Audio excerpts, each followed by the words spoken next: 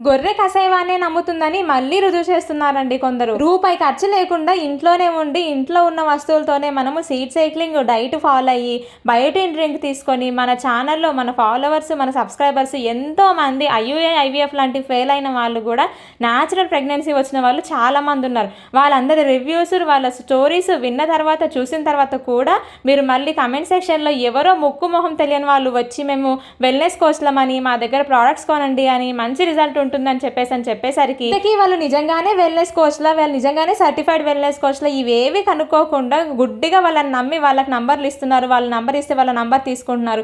ఇవన్నీ కమెంట్ సెక్షన్లో జరుగుతున్నాయి. మొన్న నేను 2 రోజులు బిజీగా ఉండి కమెంట్ సెక్షన్స్ చూడలేదు.